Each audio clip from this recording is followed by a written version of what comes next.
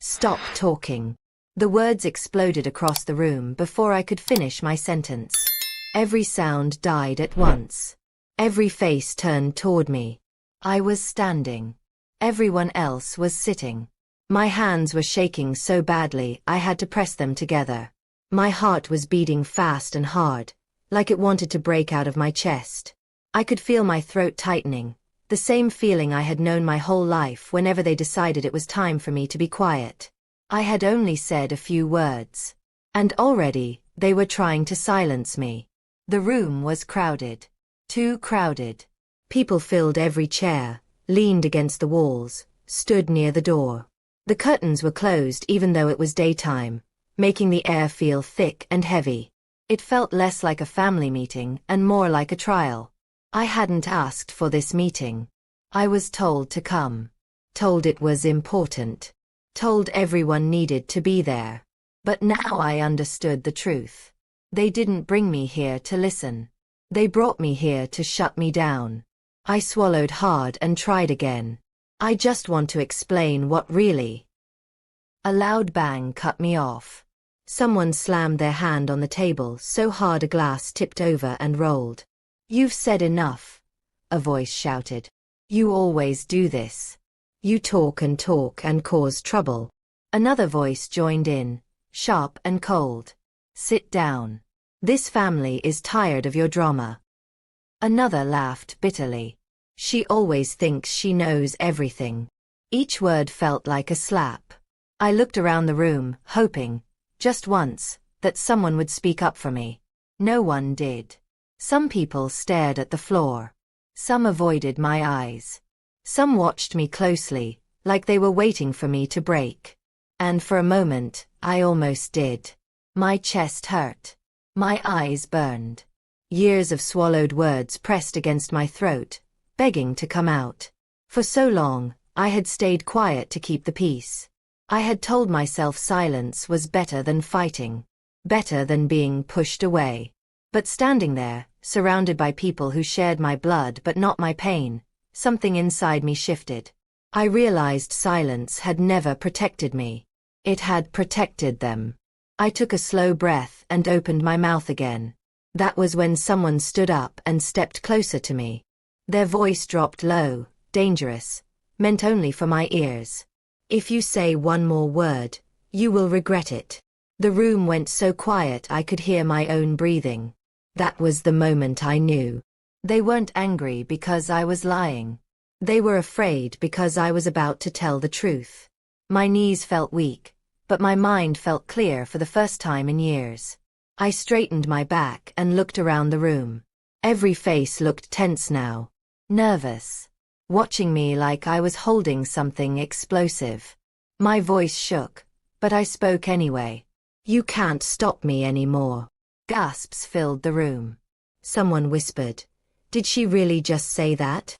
Someone else muttered, "She's gone too far." Another laughed, but it sounded forced. I didn't sit down. I didn't apologize. Instead, I reached for my bag. The sound of the zipper was loud in the silence. Too loud. Every eye followed my hands as I slowly reached inside. My fingers touched paper. Thick paper. Old paper. I pulled out a large envelope and placed it on the table. The same table they had just slammed their hands on. The same table they used to silence me. "What is that?" someone asked quickly. I didn't answer right away. I looked around the room, meeting their eyes one by one. Some faces had gone pale. Some looked angry. Some looked afraid. Finally, I spoke. "This is the truth you worked so hard to hide." Chairs scraped loudly. Someone stood up too fast.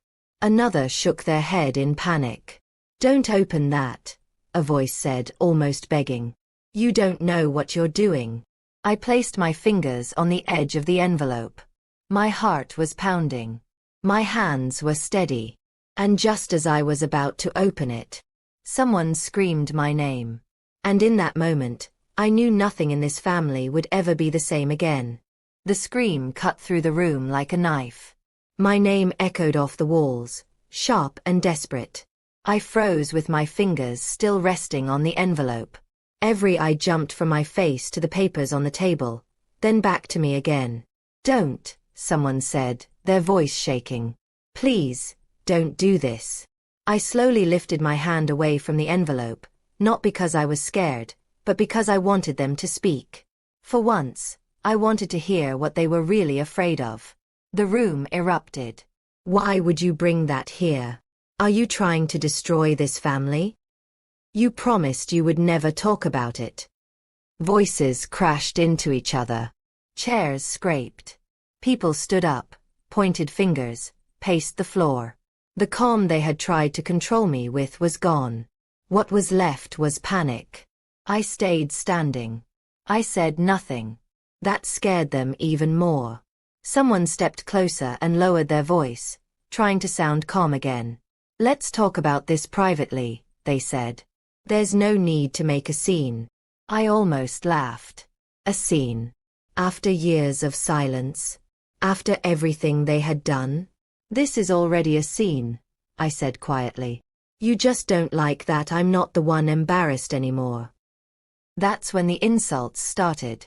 They came fast and cruel, like they had been waiting for this moment. You're ungrateful. You always play the victim. You're doing this for attention. Each word was meant to push me back into my old place. The quiet one. The one who apologizes. The one who backs down. But something had changed. I remembered all the nights I cried alone. All the times I was told to let it go. All the moments I was blamed for things I didn't do. I reached for the envelope again. Stop, someone shouted. Another rushed forward. If you open that, you will regret it. I looked at them and asked a simple question. Why? No one answered. Their silence told me everything. I picked up the envelope and held it against my chest. My heart was beating hard, but my hands were steady. I felt stronger than I ever had before. This, I said, is why you tried to silence me. Because you knew one day I would stop being afraid. Someone laughed nervously. You think those papers mean anything? Nobody will believe you. That hurt more than I expected. Then why are you so scared? I asked. The room went quiet again. I opened the envelope just enough to pull out the first paper. My eyes scanned the page. The words were still there. Clear. Real. Proof. My throat tightened. Before I could speak, someone rushed toward me and grabbed my arm. Give me that, they yelled. The paper slipped from my fingers and fell to the floor. Everyone froze. The paper lay there, face up. Readable. A few people gasped as they saw the words. Someone whispered, "Oh no." Another stepped back like they had been burned. This can't be here. I bent down slowly and picked it up. My hands were shaking now, not with fear, but with emotion. Years of pain pressed against my chest, begging to be released. This paper, I said, my voice breaking, is why you told me to stay quiet. This paper is why you treated me like I didn't matter. Someone shook their head wildly. You're twisting things. No, I said. I'm finally telling them straight. I began to read. My voice was low at first, then stronger. With every word, the room changed. Faces tightened. Eyes widened. Some people looked sick. Others looked angry. A few looked ashamed. Halfway through, someone screamed, "Stop!" I didn't. For the first time in my life, I didn't stop. When I finished reading, the room was silent. No shouting. No insults. Just heavy breathing and fear. Then someone spoke. You think this makes you powerful, they said coldly. You think this ends here? I looked up. What do you mean? I asked. They smiled. And that smile told me something terrible was coming. Because if you keep talking, they said slowly, we will make sure you lose everything. The room felt smaller, darker. I tightened my grip on the papers. And that was when I realized. They still weren't done trying to silence me. The smile stayed on their face long after the words were spoken.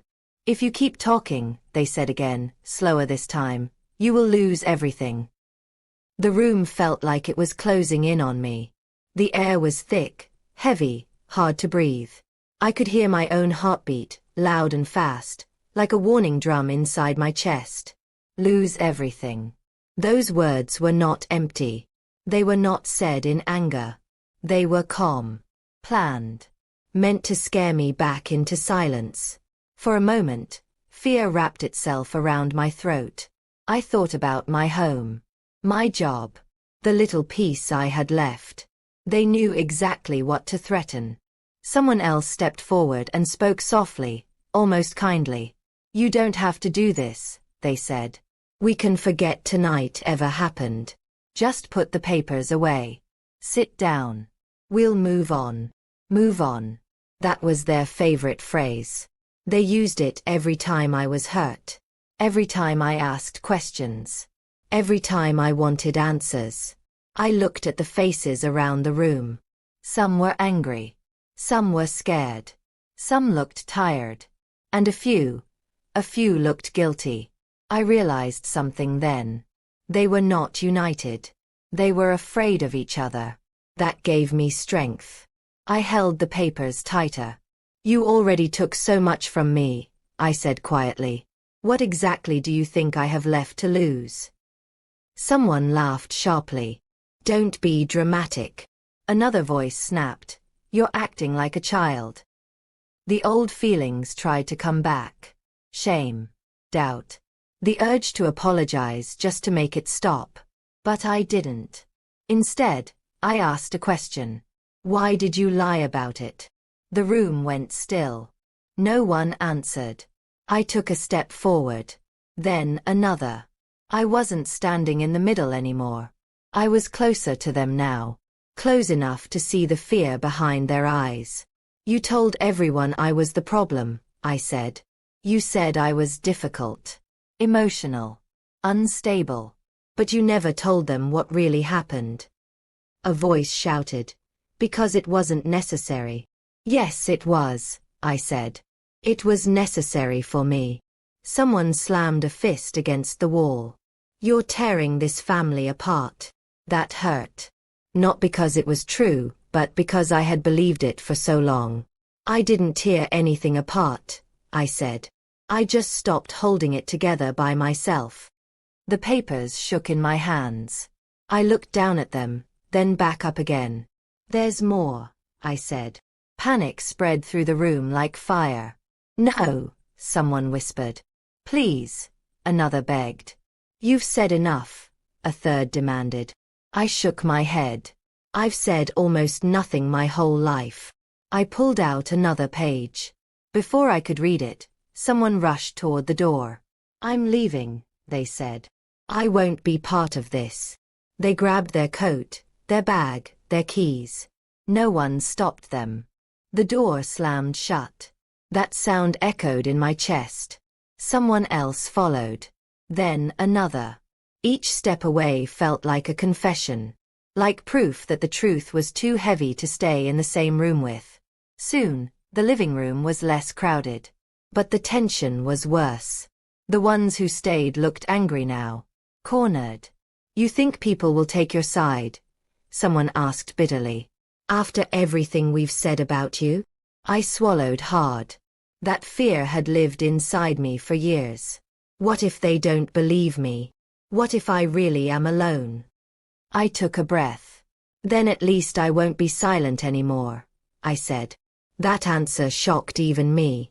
I began to read again. This time, my voice didn't shake. The words filled the room. Clear. Simple. Honest. They told a story that was not pretty, not clean, not easy to hear. Halfway through, someone started crying. Not loudly. Not for attention. Quietly. They covered their face with their hands and shook. Another person stared at the floor, their jaw tight, their foot tapping fast. Someone else whispered, I didn't know it was that bad. That sentence almost broke me. You didn't know. Because no one asked. Because no one listened. Because I was told to keep quiet. When I finished reading, the silence was different this time. It wasn't angry. It was heavy. A voice spoke from the corner. Why didn't you say something sooner? I laughed softly. A sad laugh. I tried, I said. You told me to stop. No one argued. Then the calm voice returned. The same one that had threatened me before. You think this changes anything? They asked. You're still standing alone. I looked around. Some people had left. Some avoided my eyes. But one person, just one, was looking at me differently. Not with anger. Not with fear. With regret. That was when I understood something important. The truth doesn't fix everything right away, but it cracks the lies. And cracks spread. I gathered the papers and placed them back into the envelope. Slowly. Carefully. I'm not done, I said. Not tonight. Not ever. Someone scoffed. What are you going to do now? I looked toward the door. I'm going to speak, I said. Everywhere you told me not to. The room erupted again. You wouldn't dare. You'll ruin us. You'll regret this. I walked toward the door anyway. My hand touched the handle. Behind me, a voice shouted, loud and desperate. If you walk out that door, don't bother coming back. I stopped. The room held its breath. I turned around slowly and said the words I had never been allowed to say before. Then maybe this family never deserved me. I opened the door. And as I stepped out, I heard something that made my blood run cold. Someone said, very quietly, she has no idea what we're about to do.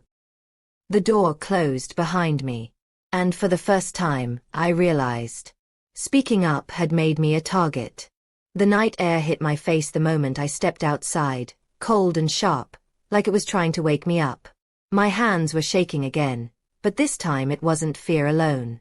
It was the rush that comes after doing something you were never supposed to do. I stood there for a moment, just breathing. Behind the door I had closed, voices exploded all at once. I couldn't hear the words clearly, but I didn't need to.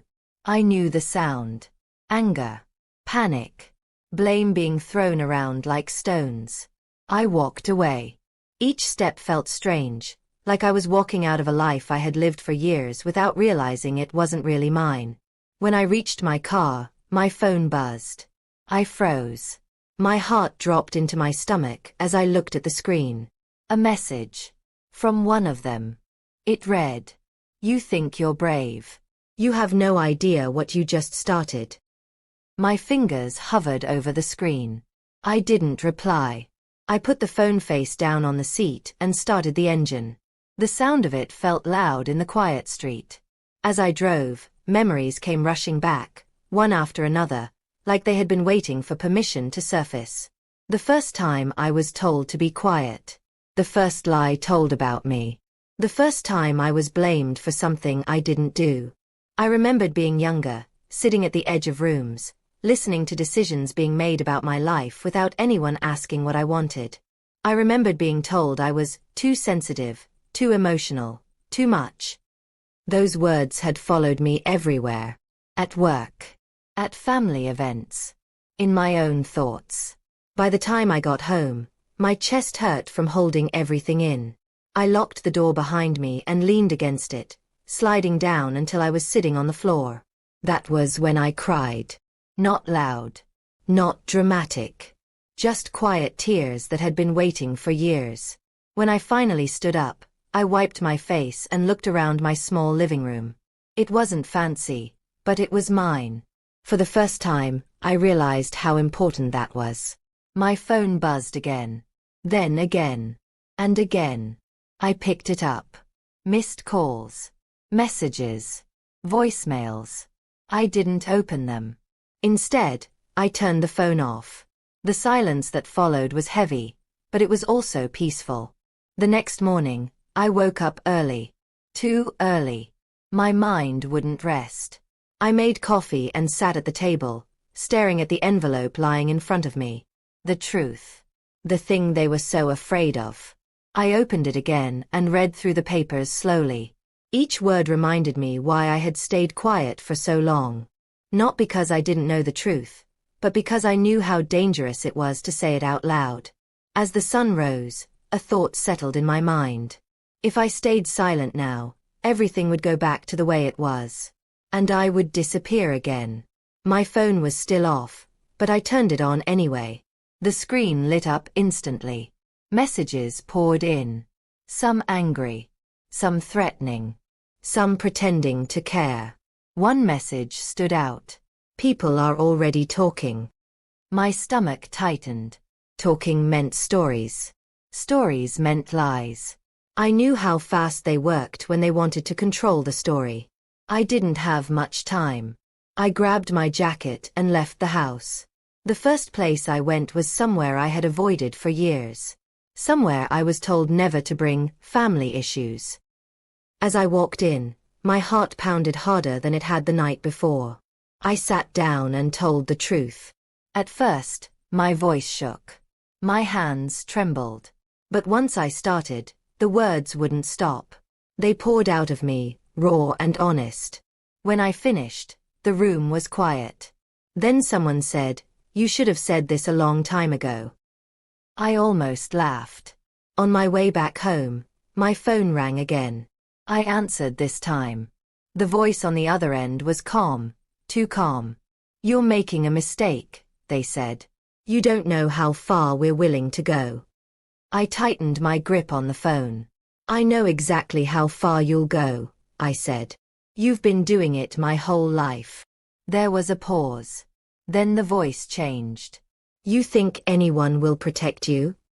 The line went dead. That night, I couldn't sleep. Every sound outside made me jump. Every shadow felt bigger than it should have been. I checked the locks twice. Then 3 times. Around midnight, my phone buzzed again. A picture this time. My front door. Taken from outside. My breath caught in my throat. Another message followed. "We're closer than you think." My hands went numb. I looked around my house, suddenly unsure if it was as safe as it had felt that morning. I realized then that speaking up hadn't just angered them. It had scared them. And scared people do dangerous things. I sat on the couch, staring at the door, my heart racing, knowing one thing for sure. They were done trying to silence me with words. And whatever they were planning next, it was already in motion. I didn't move for a long time. I just sat there, staring at my front door, my phone heavy in my hand. The picture they sent kept flashing in my mind. My own door. My safe place. Watched. My heart beat so hard it hurt. I stood up slowly and checked the locks again. Then the windows. Then the back door. Everything was locked. Everything looked normal. But nothing felt normal anymore. I turned off the lights and sat in the dark. Every small sound made me jump. A car passing. A dog barking far away. The wind brushing against the window.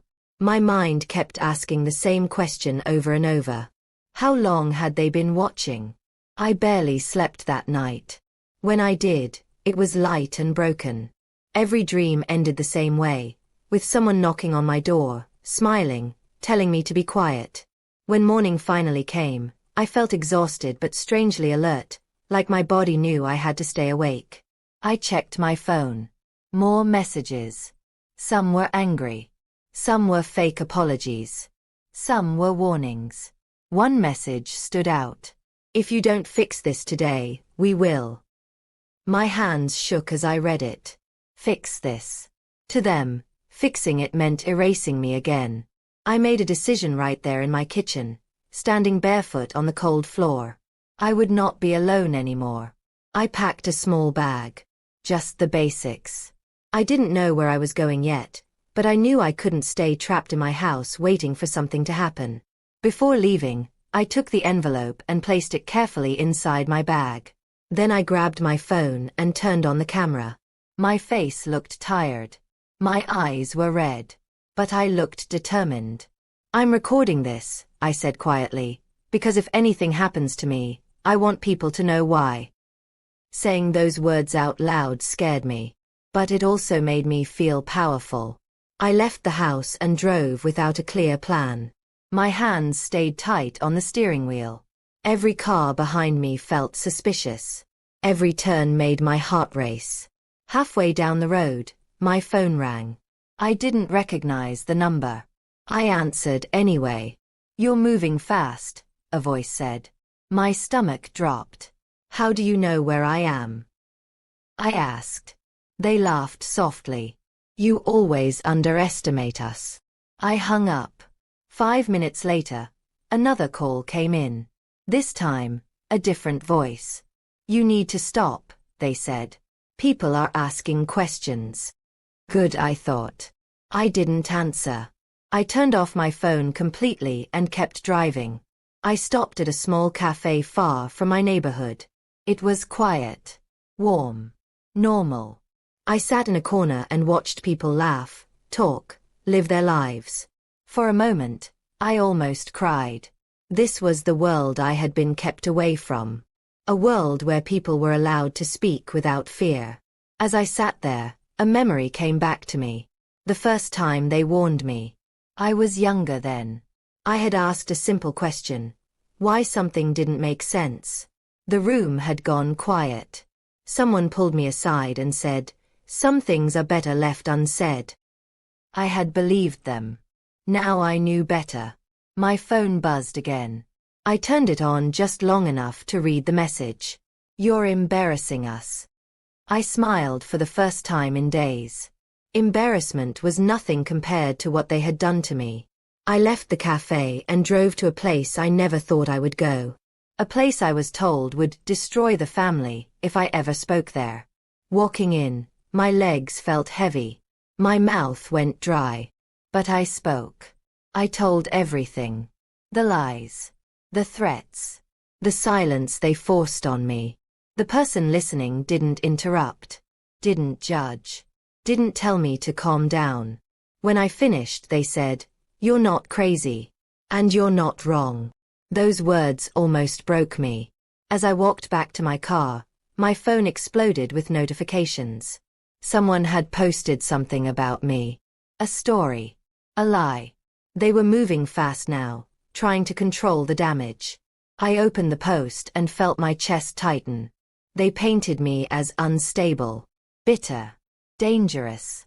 I knew this tactic. If they couldn't silence me, they would destroy my credibility. My phone rang again. I answered. "You see what happens when you talk," the voice said. "This is just the beginning." I took a deep breath. "No," I said.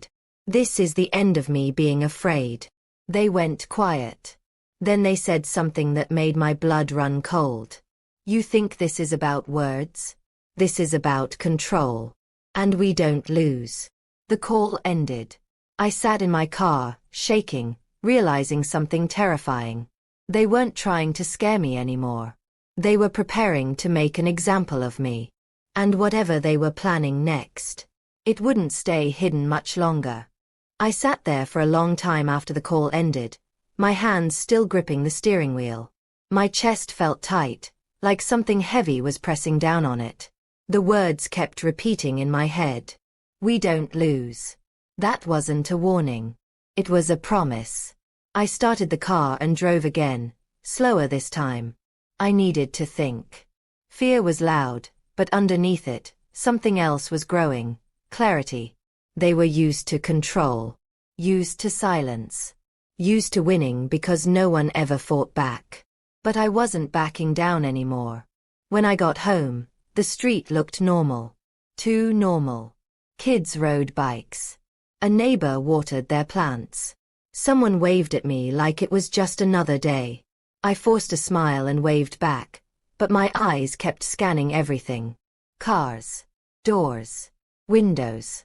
Inside my house, I didn't turn on the lights right away. I stood still and listened. Nothing. I locked the door and leaned against it, breathing slowly. Then I checked my phone. More messages had come in while I was driving. Some from numbers I didn't recognize. Some from people who hadn't spoken to me in years.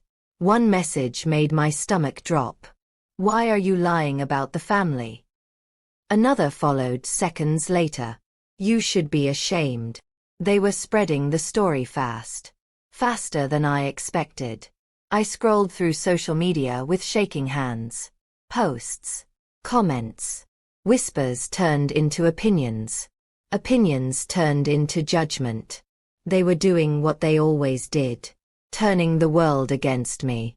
For a moment, doubt crept in. The old voice whispered, "Maybe you should stop. Maybe it's not worth it." I sat down hard on the couch and closed my eyes. Then I remembered the picture of my door. The threats. The years of silence. No. I opened my eyes and stood up. If they wanted a story, I would give them the truth. I set up my phone on the table and pressed record. My heart pounded as I looked into the camera. My face filled the screen. Tired, scared, but real. "I've been quiet for a long time," I said. "Not because I was wrong, but because I was afraid. That ends now." The words came slowly at first, then faster. I spoke about the meeting.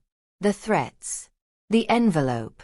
The lies they were telling now to protect themselves. I didn't yell. I didn't cry. I just told the truth. When I finished, I stared at the screen for a long time before pressing save. My finger hovered over the button to share. This was the point of no return. I pressed it. Within minutes, my phone started buzzing non-stop. Messages flooded in. Some angry. Some shocked. Some supportive. Strangers began to speak up. "I believe you. This sounds too real to be fake. You're brave." Tears filled my eyes, but I wiped them away quickly. I didn't have time to break down. Then my phone rang. I knew the number this time. I answered. "What did you do?" the voice screamed. "Have you lost your mind?" "I told the truth," I said calmly. "You just destroyed everything." "No," I replied. "You did. I just stopped hiding it." The line went quiet for a second. Then the voice lowered, sharp and cold. "You think people online can protect you? You think likes and comments mean safety?" I didn't answer. They continued, slower now. "You've crossed a line. Tonight was your last chance to fix this." The call ended. My heart raced. I checked the time. Late evening. Outside, the sky was darkening fast. I locked every door again. Closed the curtains. Turned off the lights. I sat on the couch, phone in my hand, listening to every sound. Then I heard it. A car. Slow. Too slow. It stopped outside my house. My breath caught in my throat. Headlights stayed on. Minutes passed. I didn't move. My phone buzzed with a new message. "We're here." My blood ran cold. I stared at the front door, my heart pounding so loud I was sure they could hear it. Then there was a knock. Not loud. Not angry. Slow. Deliberate. One knock. Then another. I stood up slowly, every nerve in my body screaming. The knock came again. And a voice spoke through the door, calm and familiar. "Open up," they said softly. "We just want to talk." I took a step back, realizing this was no longer about words. Whatever happened next would change everything. I didn't answer the door. I stood there, frozen, staring at it like it might suddenly open on its own. My heart was beating so hard it hurt. Every part of me was screaming to stay quiet, to disappear, to become the person they had trained me to be. The knock came again. Slow. Patient. Confident. "Open the door," the voice said softly. "We don't want to make a scene." That sentence chilled me. They always cared about scenes. About appearances. About what neighbors might think. Which meant they were still trying to control this. I stepped back, my feet barely making a sound on the floor. I grabbed my phone and held it tight, my finger hovering over the emergency call button. "Go away," I said, my voice shaking despite my effort to sound strong. There was a pause. Then a sigh. Almost disappointed. "You're being difficult," the voice said. "We came to help you clean this mess up." Help. The word made my stomach twist. "I didn't ask for your help," I said. Another voice joined in, sharper this time. "You don't get to decide that anymore." Fear rushed through me, hot and fast. I backed away further, my eyes darting around the room. Every shadow looked dangerous now. Every sound felt louder. The doorknob moved. Just a little. I gasped and stumbled back. "It's locked," the first voice said calmly. "Relax." Then they laughed. Not loudly. Not cruelly. Like this was all under control. "See," they continued. "Nothing bad is happening. You're just overreacting. Like always." The old words hit me hard. Overreacting. Too sensitive. Imagining things. They had used those words to silence me for years. I clenched my fists. "No," I said louder now. "You don't get to talk to me like that anymore." Silence. Then footsteps. Moving away from the door. My knees almost gave out in relief. But the relief didn't last. I heard the sound of something scraping against the side of the house. Slow footsteps moving along the wall. Toward the back. Toward the windows. Panic surged through me. I ran to the hallway and checked the back door. Locked. I checked the windows, my hands shaking as I pulled the curtains tighter. A shadow passed by the glass. I covered my mouth to keep from screaming. My phone buzzed in my hand. A message. "You should have opened the door." I felt dizzy. They were outside. They were watching. They were enjoying this. I pressed record on my phone camera without thinking. If nothing else, I needed proof. My hands shook as I whispered into the phone. "They're outside my house," I said. "If anything happens to me, this is why." A loud knock suddenly hit the back door. Harder this time. "No," I whispered. Another knock. Louder. "Open up," someone shouted. "You're making this worse." I backed away until my shoulders hit the wall. My mind raced. I thought about running, but where would I go? I thought about hiding, but they already knew where I was. The knocking stopped. The silence that followed was worse. Then my phone rang. I almost dropped it. I answered without looking. "You see," the calm voice said, "this could all stop if you just do what we ask." "What do you want?" I asked, my voice barely steady. "You know what we want," they replied. "Take down the video. Say you lied. Tell people you were confused." "And if I don't?" They didn't answer right away. Then they said, "Accidents happen." My blood ran cold.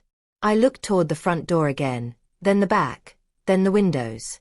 I felt trapped. Small. Like a child again, cornered and powerless. But then something unexpected happened. A light came on outside. Then another. A neighbor's porch light. I heard a door open down the street. Someone talking. A dog barking loudly. The voices outside my house lowered. I heard hurried footsteps. Whispering. The sound of a car door opening. I peeked through the curtain just enough to see headlights pulling away. Gone. I slid down the wall and sat on the floor, shaking, tears streaming down my face. My whole body felt weak, like I had run for miles. I stayed there for a long time, listening, waiting, afraid they would come back. They didn't. But I knew this wasn't over. My phone buzzed again. This time, it wasn't a threat. It was a message from someone I didn't expect. "I saw your video. We need to talk. I know more than you think." My heart skipped a beat. Who was this? And what did they know? I stared at the message, realizing something new and terrifying. The truth was spreading. And with it, more secrets were about to come out. I stared at the message for a long time. I saw your video. We need to talk. I know more than you think. My fingers hovered over the screen. My heart was still racing from what had just happened outside my house. Every part of me wanted to ignore it, to shut everything off and hide until morning. But I had learned something important. Silence was how this started. And silence was how it would end me. I typed back slowly. Who is this? The reply came almost instantly. Someone who stayed quiet too long. My breath caught in my throat. I locked my doors again, even though they already were. I checked the windows. Then I sat at the kitchen table, my phone glowing in the darkroom. What do you know? I typed. There was a pause this time. Long enough for fear to creep back in. Then the phone buzzed.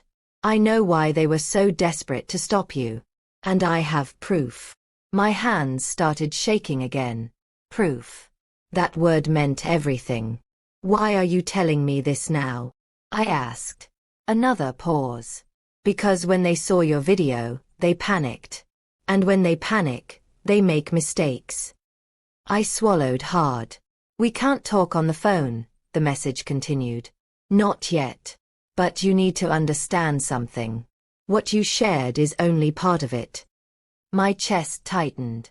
Part of what? The answer came in pieces, like they were choosing every word carefully. There are records. Old ones. Things that were buried before you even realized what was happening to you. You weren't the only one. The room felt suddenly too small. Not the only one. I pushed back from the table and stood up, pacing slowly. My mind raced through memories. Moments that never made sense. Stories that didn't line up. Faces that looked away when certain topics came up. How many? I typed.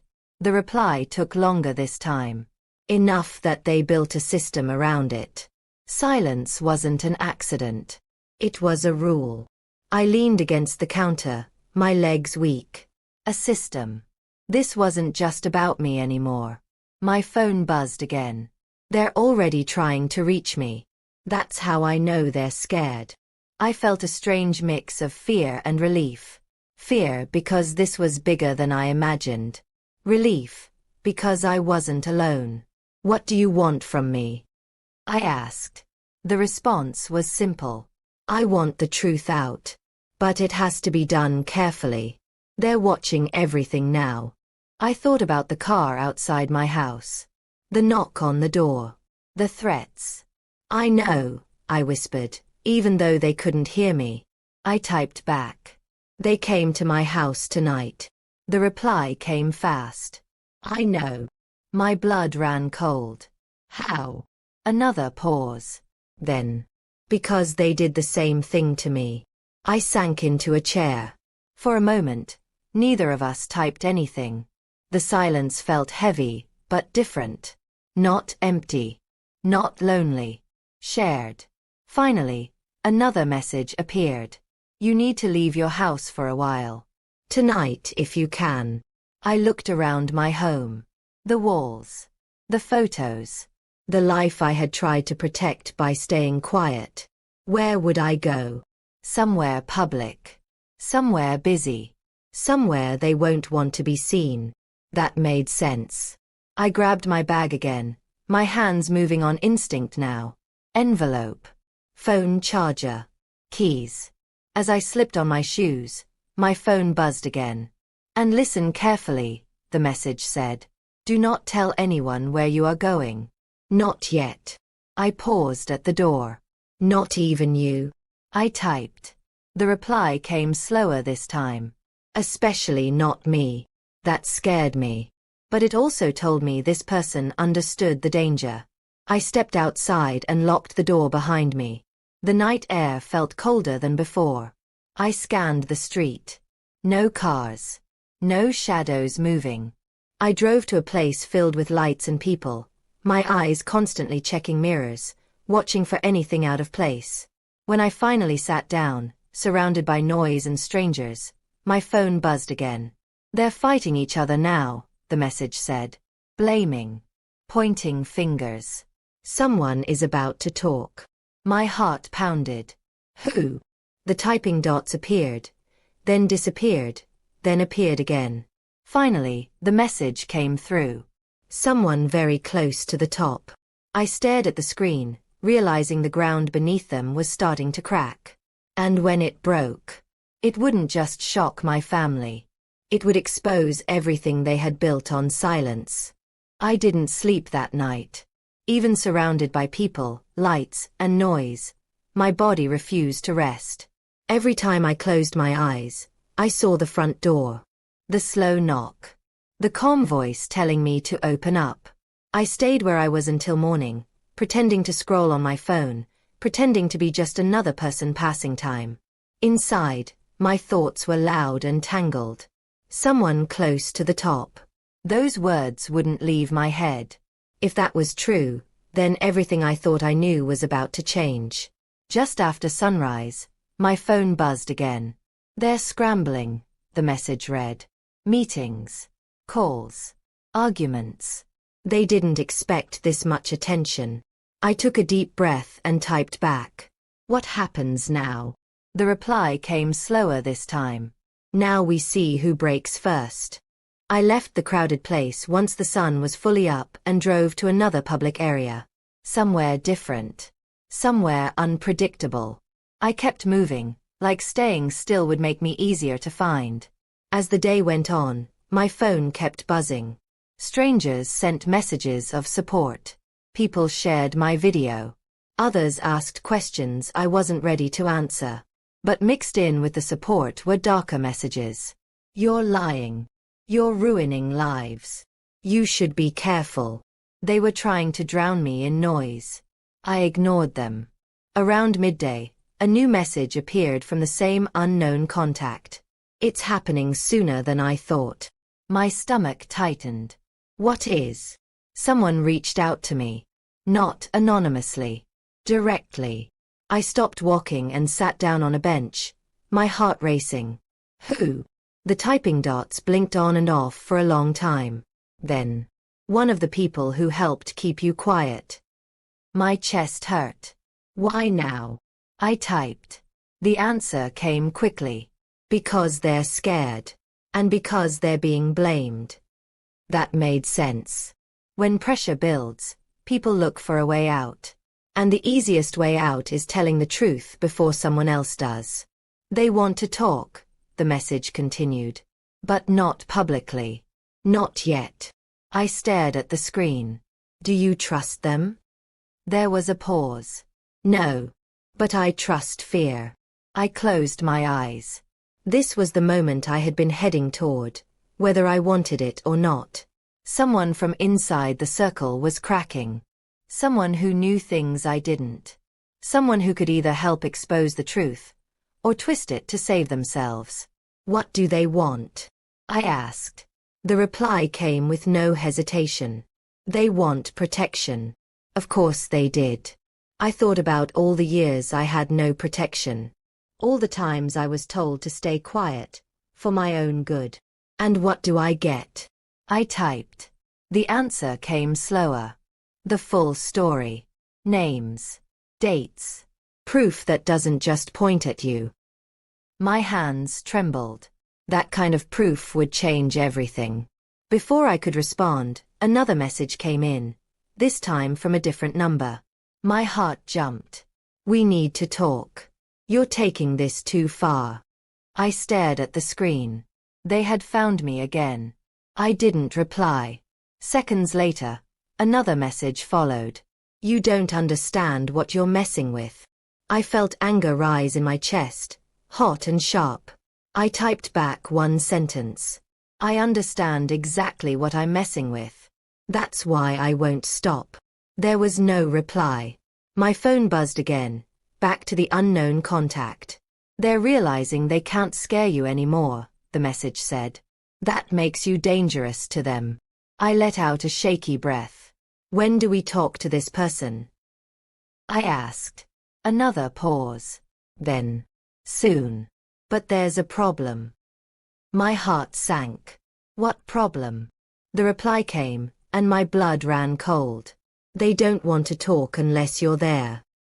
I stared at the words. Me. In the same room as someone who helped silence me. Someone who watched it happen and did nothing. Someone who might still be loyal to the people threatening me. That's not safe, I typed.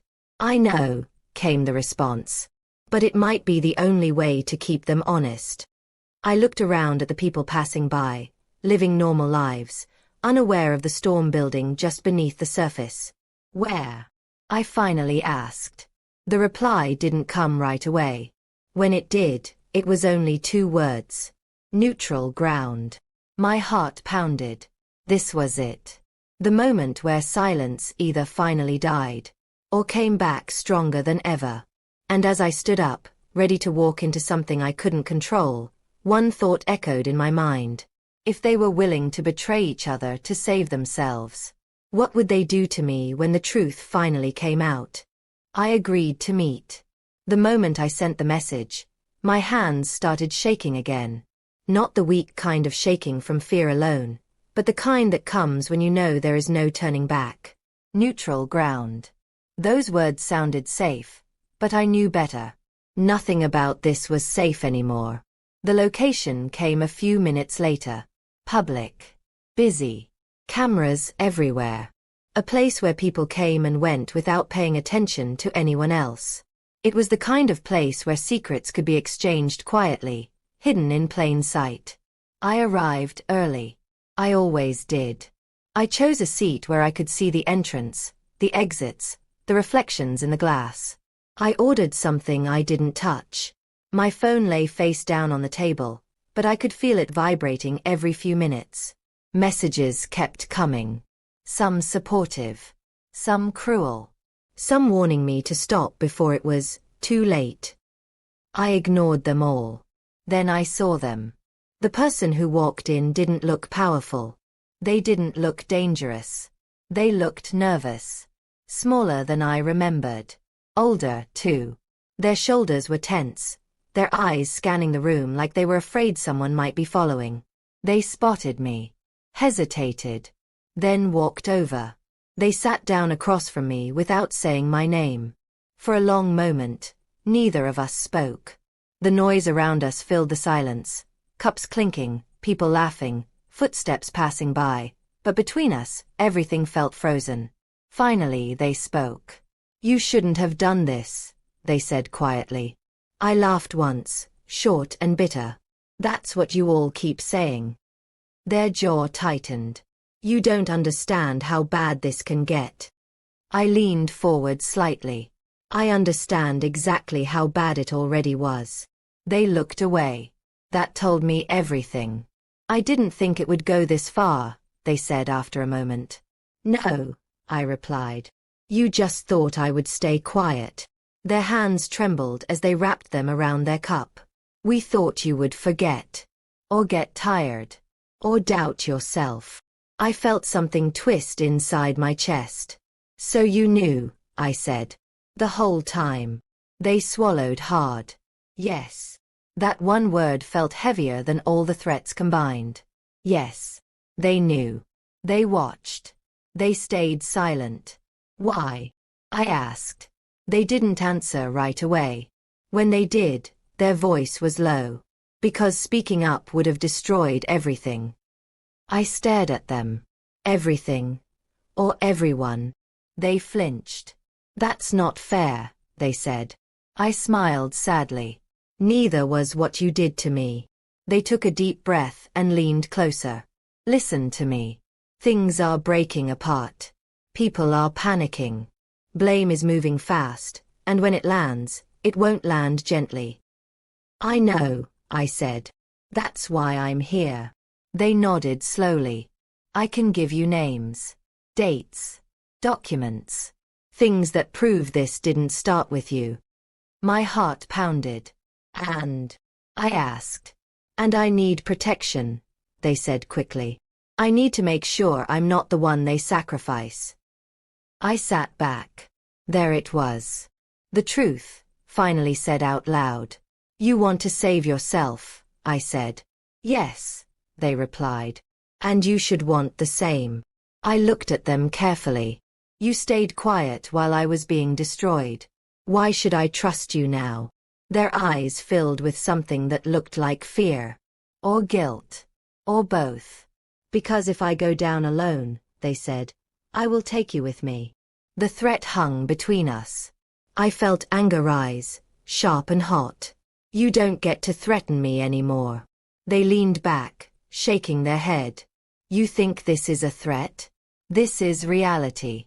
They are already choosing who to blame. I thought of the messages. The lies spreading. The pressure building. Give me the proof, I said. All of it. They hesitated, then reached into their bag and slid something across the table. A folder. Thick. Heavier than it looked. I didn't open it right away. Once you take that, they said, there's no going back. I met their eyes. There was no going back the moment you knocked on my door. I opened the folder. My breath caught. Names I recognized. Dates that lined up with moments I had questioned for years. Records that showed planning, coordination, silence written into policy and practice. This wasn't just betrayal. It was organized. I closed the folder slowly. You know what this means, I said. They nodded. Everything burns. Before I could respond, my phone buzzed on the table. A new message. From a number I hadn't seen before. I flipped the phone over and read it. You made a big mistake meeting them. My stomach dropped. Another message came immediately after. We know where you are. I looked up. The person across from me had gone pale. They're watching, they whispered. I glanced toward the entrance. And that's when I saw them. Not one. Not two. Several familiar faces spread across the room, pretending to be strangers, pretending not to look at us. My heart slammed against my ribs. The trap had been set. And I had walked straight into it. As I slowly closed the folder and slid it toward myself, one thought burned through my mind louder than anything else. They didn't just want to silence me anymore. They wanted to end this. Right here. Right now. The moment I realized what was happening, everything inside me went quiet. Not the scared kind of quiet. The focused kind. The kind that comes when fear has done all it can do, and there is nothing left but choice. I slowly slid the folder into my bag and stood up. The person across from me grabbed my wrist. Don't, they whispered. If you leave now, they'll follow. I leaned closer and spoke softly, so only they could hear. They were always going to follow. The difference is, now I'm not running. I pulled my hand free. Around the room, I could feel it. The tension, the watching eyes, the pretending. Familiar faces that once laughed with me, ate with me, called themselves family. Now they wouldn't even look directly at me. Because they knew. They knew it was over. I didn't rush. I didn't panic. I walked calmly toward the exit, my phone already in my hand. As soon as I stepped outside, I pressed one button. Live. The screen lit up. My face appeared, steady and clear. I'm going to say this once, I said into the camera. Because I'm done being afraid. Behind me, the door opened. They followed. I turned the camera slightly so the world could see what I saw. People stepping out, stopping short when they realized what I was doing. Faces froze. Someone hissed my name. Too late. For years, I continued, I was told to stay quiet. I was threatened. Shamed. Made to believe I was the problem. Tonight, they tried to scare me into silence one last time. My phone buzzed wildly. Comments, shares, notifications exploding faster than I could read. One of them stepped forward. Turn that off, they said sharply. You're making things worse. I smiled. No, I said. I'm making them visible. I lifted the folder slightly so the camera could see it. This, I said, is proof. Names. Dates. plans. Silence written down like rules. This isn't a misunderstanding. This isn't family drama. This is control. Someone shouted, "She's lying." I turned the camera back to my face. If I was lying, I said calmly, they wouldn't be standing behind me right now. That was the moment everything broke. People nearby stopped. Phones came out. Whispers turned into attention. Attention turned into witnesses. One of them tried to grab my phone. I stepped back. "Don't," I warned. "Everyone is watching." They stopped. Because now they were afraid. Not of me. Of exposure. I stayed quiet because I was taught that speaking would destroy everything, I said. But silence didn't protect the family. It protected the harm. My voice didn't shake. "I'm not asking for sympathy," I continued. "I'm not asking to be believed without proof. I'm saying this ends now." I ended the live video. Not because I was scared, but because I had said enough. The police arrived minutes later. Someone had called. Maybe them. Maybe a witness. Maybe someone watching online who finally understood the danger. Statements were taken. Names were written down. The folder changed hands. This time, not in secret. When it was over, I stood alone under the streetlights, exhausted, shaking, free. They didn't speak to me. They didn't need to. Their silence finally belonged to them. Weeks later, the calls stopped. The threats disappeared. And for the first time in my life, I slept without fear. I didn't get everything back. But I got my voice. And that changed everything.